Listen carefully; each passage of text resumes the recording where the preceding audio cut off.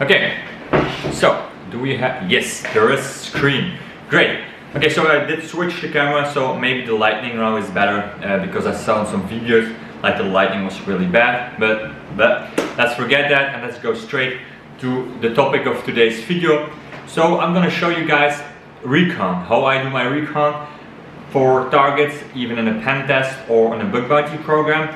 But when I was recording this video, I think it was really difficult for me to say, I'm always doing this and I'm always doing that, because that's so not true. It really depends on the target, on the scope of the target, on the rules on the target. So I think giving a full map about a Recon is just too difficult.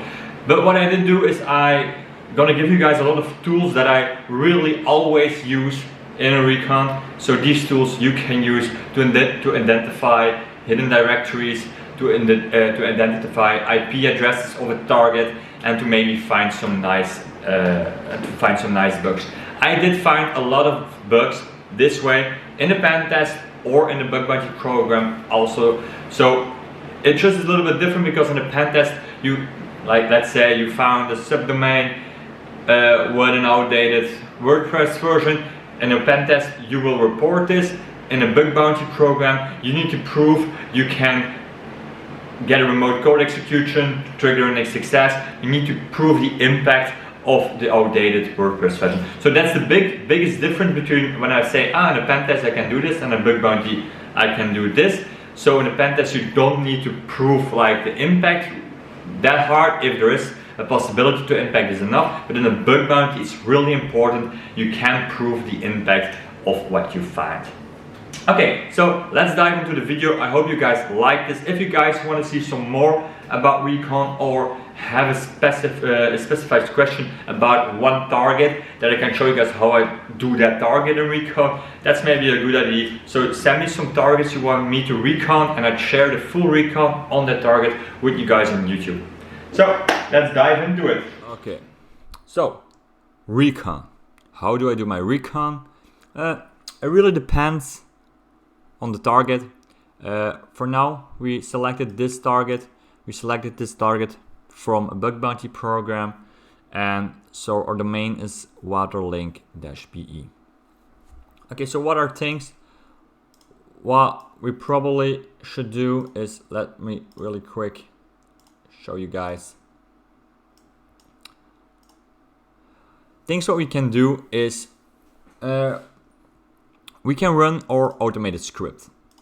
Yeah, so we have, if you go to this web hacking, we did create in the previous video this full domain scan.sh. We did create it in Linux. On this computer it is in Bash. I created them both. This one is a little bit different from the one we created together because I was trying to build some extra things in it. But I will also release the new one on my Discord real soon when it's fully working. But when we do this, we get this nice folder. It's a little bit the same as the script you all have, and it's gonna show us all the subdomains. So if we go to this water link and we go to final Recon, and then we go to final, you will see like a lot of subdomains we get back. And with these subdomains we can go and work. The one thing what we want to use for most of the test is the alive subdomains, because we know these ones are alive, so we can work with these ones. So right now we already have like some subdomains. I think that's really good. When you start out, I always first look to the subdomains. Next thing what I use as a tool to gather some extra subdomains is the DNS dumpster. So when you enter the water link, the target domain, you search on this DNS dumpster, you find some interesting information. Location, it's not that interesting for us, but maybe it is. You can see the DNS servers, so it's using Cloudflare. You can see the TXT records. That's interesting if you want to see like some IPs from the mail address, things like that.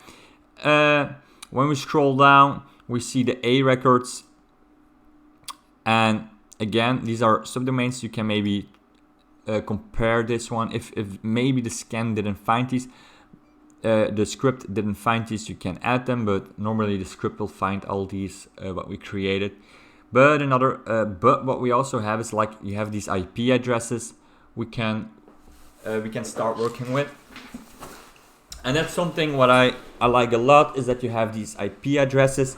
Why I think these IP addresses are really important in a Recon, because you can enumerate for vhost enumeration. I don't know if you guys do this, vhost enumeration.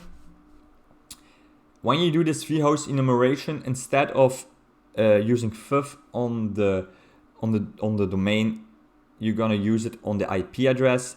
Do I have an example here? Yes. So you're gonna set the host tag, and you're gonna say we're gonna fuzz on the domain with the fuzz word in the host tag, but instead of setting the domain name here, we're gonna set the IP address here, and it's gonna return a lot of it's gonna return a lot of things, but most of them gonna have like a fixed length. So you're gonna filter them out, and you're gonna look for little changes. And when you look for these little changes, you're probably gonna find some interesting things. Like, this is a really nice way to discover things some people are not looking for. Not everybody is vhost enumerating, and I think it is really interesting to look into. Okay, when we have done the DNS dumpster, you can scroll down a little bit, and you also find like this nice architecture map. You can just read through it once or two, trying to understand. Maybe you get a better insight about how the application is working. You can see like the MX records, the DNS servers, things like that, how things are combined together. I think it's interesting, but if you don't like this, it's not that this part is going to give you the $1 million ticket or things like that. But how I work is I always try to understand the application and the structure as best as possible. So the better I understand it, the more likely I will find a bug. Sometimes you can just find a bug by really quick going to a website. I found an XXS or things like that. But that's mostly not the case. You probably have to dive really deep into an application to find something. Let me take a sip of water real quick. Okay, another tool what I think is interesting is the crt.sh. Again, you find certificate IDs, you find subdomains. You can look into things like that. You can compare this one with the scan and the DNS dumpster. You can write a tool for that to compare these things. You can scrape, let's say, only this. You can go as wild as you want. But the thing is,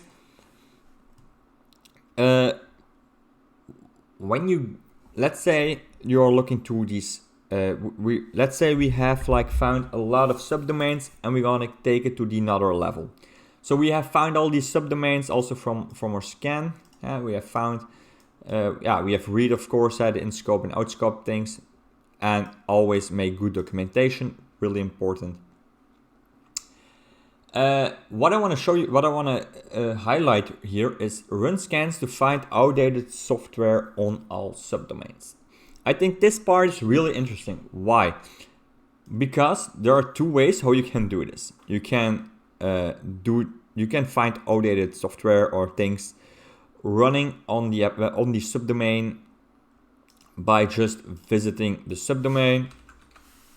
You can open your Webalizer extension and see if there's something not in place. You can look for, can I do something extra on this website? Like on this website, you see, like in first case, it looks like a dead website. But when you go to robots, you see, there are some things I'm not allowed to go. Let's see, what is this contact form, for example. You go to there, it's a different page. We go into this QR and not found. Okay, let's go real quick back to the robots page. And let's go to this mockup. Mockup sounds interesting. We go to here. Okay, you see this is the mockup page. So you can find things on subdomains that maybe people did forget. And if you find in this mockup page, like this is all just template mockup code, but if you find an XXS or an XRF or I don't know what open redirect, things like that on this page, even it is just a mockup with nothing interesting on it, you can still use the subdomain, send the link to a target, and they get they think, oh, it's a safe website because I know waterlink.be, it's a Belgian company, it's fully safe, and you've got them. Just because they did forgot, oh, we have this old dated mockup in place with some functionality. Like you guys see, this has some functionality. Just check these things out. But it's not easy to check, like we gathered here, every subdomain. You can really copy this again. Wow. You can copy this again. You can go here. You can try looking things up. Okay. This is making a weird portal thing. You can do this all manually. And I think you should check things manually. But if you want to check like what is running, if you want to know this information for every subdomain and you have some extra money in your pocket, if you are, like I said, a full-time bug bounty hunter, because this one is expensive if you're not a full-time bug bounty hunter. I don't have this one right now because I think it's too expensive for me. I'm trying to build around this part and trying to make this one on my own. But you can use their API. Let's say just the pro version is $250 a month. And when you use the API, let's go to the documentation and we have the basics. You have an API key and you can do these requests from the Webalizer response like this for every subdomain, and you can enumerate it in an easy bash script and save the results somewhere. So that if you have the money, it can make things really easy. You can flag outdated software by using libraries from somewhere else, and you will find so much more, so much faster. But these tools are expensive. I'm still looking for a free one, but didn't find a free API to use. So I'm trying to build an application around this, or I'm trying to build a little thing that does the same by myself. But like I said, it's really not that easy. But if you have the money in your bank account, yeah, if I have that money, I would use it. But yeah, for me, it's too expensive. Okay, back to the lessons, back to the recon part. So if we do this and we have like I said, dumped all these things, another nice thing to use is the showdown tool. Let's really quick clear this one out. So let's say we're gonna choose showdown. Okay, and we're not gonna do this. We're just gonna check for the domain waterlink.be. You see, you again get a lot of information of the A record, the MX records, the C names, a lot of IP addresses. And the one thing you saw before, let me go back real quick. What we did here is we filtered out like all the IPs we found. So if you run this, you get every IP back, and then you can use these IP to perform a scan. But like you see, there are duplicates in it. Whoop. Sorry. So maybe so what you should do is also sort this so you don't have any duplicates. And I think I saved. Okay, I thought I saved it somewhere. Like, oh, we have this grab thing. Cat IP IPs. Okay, so this one are the IPs, and then you can like still sort this one, and then you can run this. All these IPs you can run again through Showdown. You also can just use the extension. Let's just grab an IP real quick, and we just go to Showdown, not the API. Yeah, okay, it really don't matter, I think. Let's go to the home of Showdown. Okay, let's try this again. Okay, it's gonna be quicker. We have this IP. You can search for this IP and see what's running behind it. So we just found this IP from another scan, and like you see, we can grab this and we find again some information. Open ports, 2 open ports. There's nothing really interesting from outdated things, but this is the way you can, you can automate this one again, run this through the API of Shodan, gather all the information from all these IPs you found, or another way is just run all these IPs through an Nmap scan. That's another way how you can do it. Let's say, for example, real quick, let's grab this one, copy selection. Let's just do a basic Nmap scan real quick. Hopefully it doesn't take too long. Nope.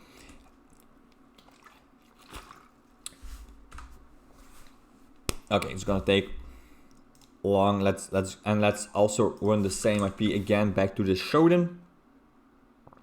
Okay, we found it's something in the United States. Move it brilliantly, and well, it has a lot of things that are not okay.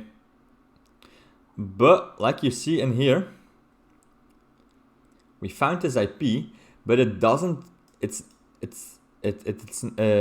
doesn't belong anymore to our host name. So let's go quick back to here, and that is something you need to keep in mind. Like let's enter that here in capitals. IPs change over time.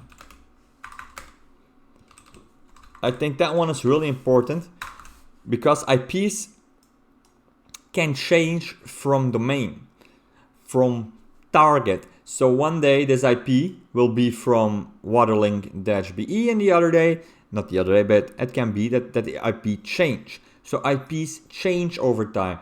So make sure to check those things out, that you're still checking the good, the right target, and you're not attacking somebody else and doing illegal things. Really, really important. Okay, now that we have all these things, I think like when I do my recon, and right now I'll already have like a lot of information, and you can go and check like their LinkedIn also and try to find information about the structure of their, let's say you want structure of their email addresses or maybe like passwords. You can go to dhashed, find leak credentials, but in most scopes you just cannot use this, but it can give some intel, let's say about link-be, about, it can give you some extra intel about the company you are scanning. You can go through this, but like I said, if you find a working credential, it's not really a bug, but you should report it, and they may be gonna reward you, but it's not a bug, it's just coincidence from the leaked database. But what you can find here is, you can find like email addresses, things like that, structures, and that can be interesting. You can also check out their LinkedIn accounts from the company and trying to understand more and more about the company, but that's maybe a little bit too not in scope for a bug bounty program. Okay, so when I have these, the last thing I like to do is I just like to go to the website. I just like to fire up like my burp suite and capturing some requests that are made. And why I like to do this is I like to understand the application, and I'm doing this not only for, let's say, this application. Let's grab back a subdomain real quick. Do we have let's grab back a subdomain real quick. Let's grab another one. Let's grab this one maybe. I hope this one is interesting. Okay, well, we already, okay, like we have, like now we have this part. I have no idea what is running on here right now. So Java, okay, let's just use this one real quick. This is a subdomain, but what I do, and that's maybe like a lot of manual testing, but I go to every subdomain and I'm just trying to figure out what that application is doing.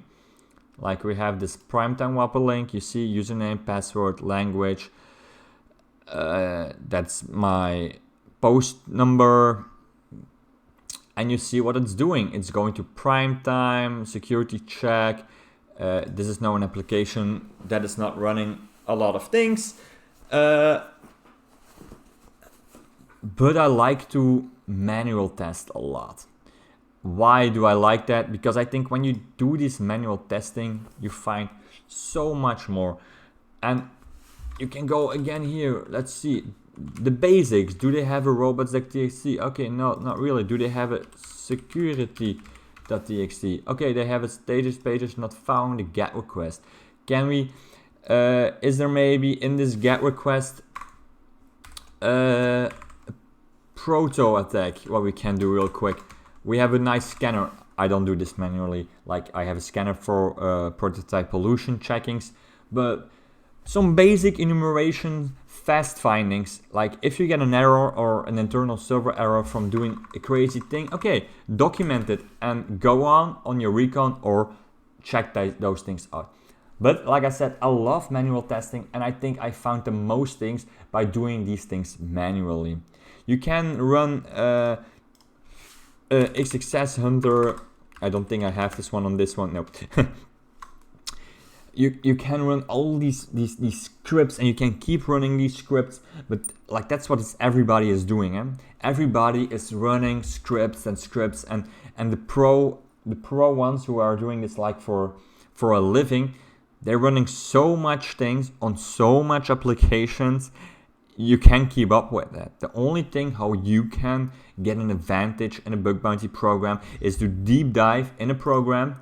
You select the program, you're going really deep into the program, you try to figuring things out inside the program, and you set, you make sure you get an alert at the moment there's something to change in the program. You check that things out, but you go deep. When you have like, do we have this?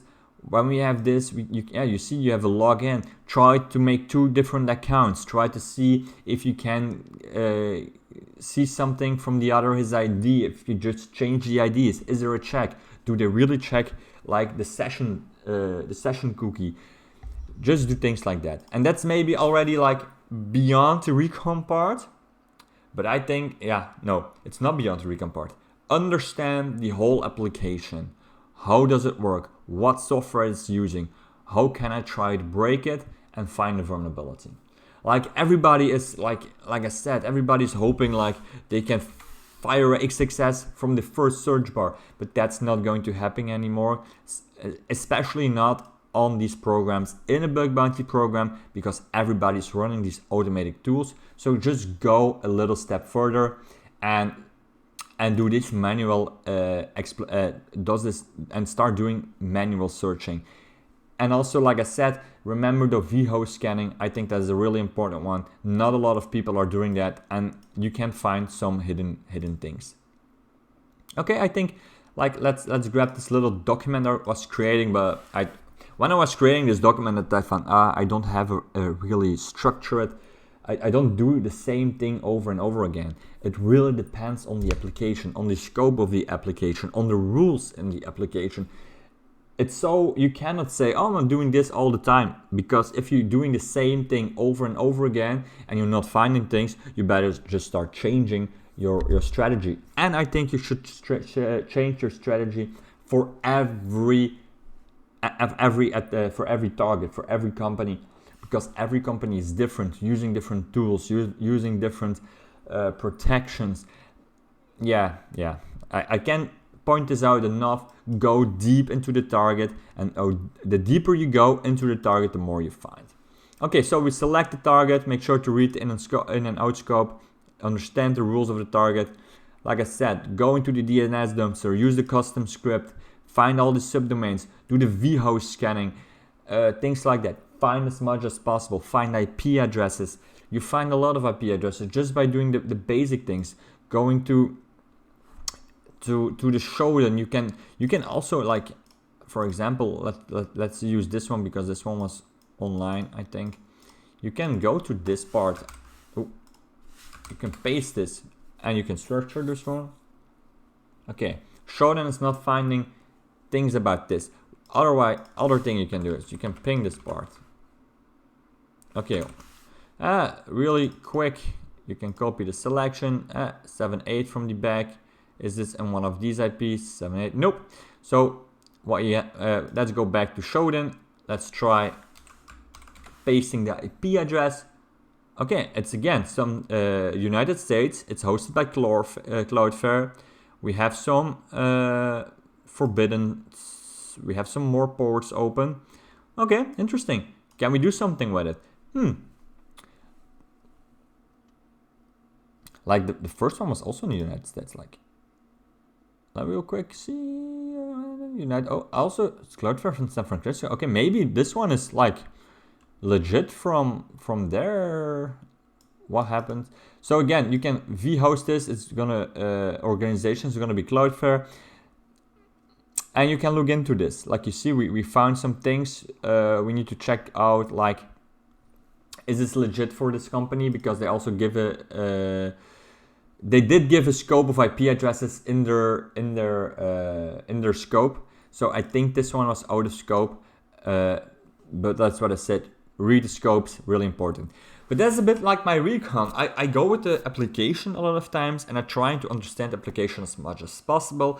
And I still do a lot of manual research on the application. To be personal, I legitimately go through every subdomain and try to click around on that subdomain. And that may seem like a lot of work, but if you find a bug by doing this because other people are not doing this, yeah, you always need to see this. Like, if somebody else is not doing this and I'm doing this, it's probably a good thing, even it costs a lot of time. And for me, it's not like, I just like to understand the application. So I like to see what is running on this subdomain. Can I find something here? Because it's gives me a set of adrenaline when I find something. Yeah. So this was the video for today. I hope you guys get a little bit of an insight about how I do my Recon. It's maybe a little bit basic how I do it, but it works for me and I like the manual approach. So I see you guys in the next video, but because in the next video I want to show you guys these pollution attacks that I think are really interesting if you have a good JavaScript knowledge. So see you guys in the next one.